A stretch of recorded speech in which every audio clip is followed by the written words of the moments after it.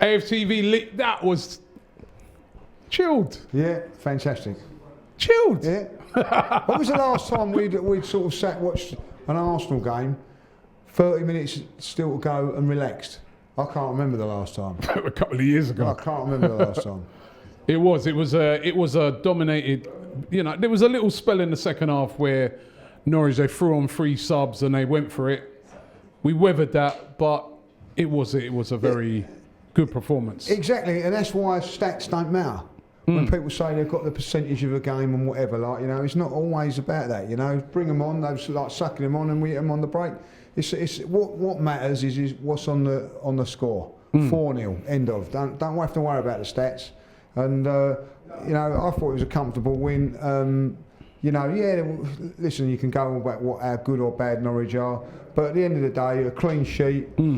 There's nothing really to moan about, is there? Yeah, and Pierre-Emerick Aubameyang again. All season, he's been the guy with the goals. You wanted that first goal. Again, we've seen him do that a few times, where he closes goalkeepers down and forces them into errors, and he did it again. And a bit like Eddie's one the other day as well. And that's the work rate that Mikel Arteta is instilling in this team, and took it very well. Yeah, and positive is that he's been instilled and he's going along with it. So that's a positive there. You have to also say that Ian Wright, Thierry Henry, he's got to the 50 goals before them. Before those, it's unbelievable, isn't it? And as great as they were, and 2 of my favourite ever players, but they had Dennis Bergkamp playing behind them as Dennis well. Bergkamp, and Robert Perez and Patrick Vieira. This guy hasn't got those sort of calibre of players in the same team. And they were playing in winning teams as well, weren't they? It weren't even just that they had those guys behind them, but they had a team that's winning. Yeah, dominant, Right? Not so much Wrighty at first, but Wrighty coming was unbelievable, and probably not as in...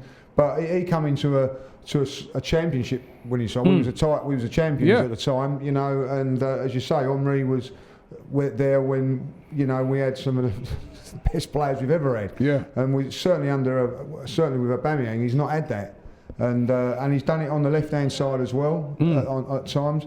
But we were talking when we was watching the game. As soon as he had that 1-on-1, you just know he's going to score. Yeah. He is a goal scorer. He's a finisher, and. We've been lucky to have him for the last few years. Can we keep him though, Lee? That's the thing. I mean, again, every time he scores a couple of goals, a hat trick or 1 goal, whatever, that question, which I'm sure is a lot of fans will be asking, is what is he doing? Is he staying? Is he going? It still hasn't been sorted out. I'm sure he's going to get asked that today. It's vital, isn't it? He's 31 now, though. So do you cash in on him? Or do you just say, nah, we've got to give this guy whatever it is? Well, if he's not going to sign a contract, we've got to cash in. But what I think that Arsenal have got to do is show him, show this club, show him the club has ambition. We've seen it in the past, Robin van Persie leaving because of no ambition, Fabregas.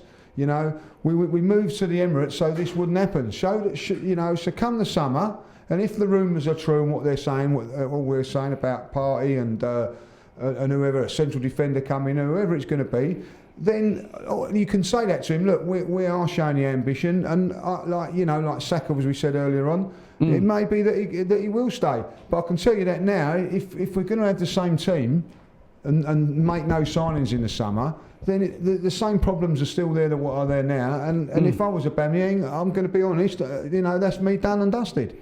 Yep. Xhaka, again, is another player that has really stepped up to the plate since he's come back, even on the score sheet today. Well, I think that's been a real big plus that Danny Ceballos come on Sunday and scored. Now Xhaka scored. That has been a weakness in our game, not scoring goals. Midfield, against Norwich from midfield. But today, I thought they were brilliant. The pair of them in there today, from start to finish. I thought that Xhaka, to be honest, since he's come back, 3 wins now. And he. I've got to say, even when he scored and when Aubameyang was coming off, the smiles on his face when he took the armband and all that, he's certainly winning the fans over. And the way to win fans over is putting in performances like that. And I'll be honest, we will forgive. We will forgive things like that. If you're playing well and doing well and Arsenal winning, the fans will always back you. Yeah, and Cedric. Comes in, you know, he's waited for ages and ages, but he got his opportunity today off the bench, and bang, what a goal.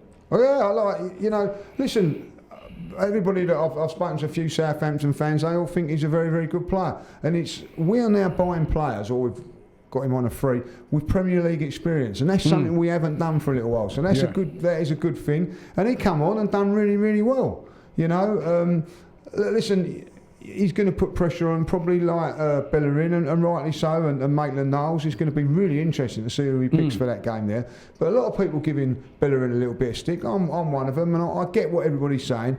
But yeah, I still say this now, that if he's coming back from a horrendous injury, you know, and I think, like, you know, DT said in his interview that he does rely on his pace. But, you know, unfortunately, the injury that he has takes a bit of that pace away from you. And I don't think that he's ever going to get back to where he was pace-wise. He's going to have to change his game up a bit, isn't he? He's going to have to change his game. And the unfortunate thing is he's not a powerhouse. So he's not going to be able to change it there. And a runner like that, you know, he's nimble, he's small, it's all about pace and nicking the ball. And unfortunately, you know, that's his game. And, you know, Cedric's now coming in, and maybe the club have seen that and thought, you know, we need to strengthen in that area. And it'd be interesting to see what they do, because I felt Maitland-Niles done exceptionally well the other day. So out of all three of them, you know, Cedric's come on and done really well. Bellerin, you know, he's probably like, you know, looking over his shoulder now and thinking, well, you know, I'm in a little bit of trouble, and you know. But what I will say about, like, Kolasinac, you know, for me has really stepped up in the last couple of games. So there's still opportunities for Bellerin to step up and do well, and he's going to have to do it, because there's going to be competition for these places, and it is about a squad. It ain't about the 11, and we need to. Obviously, once we get the reinforcements that we need.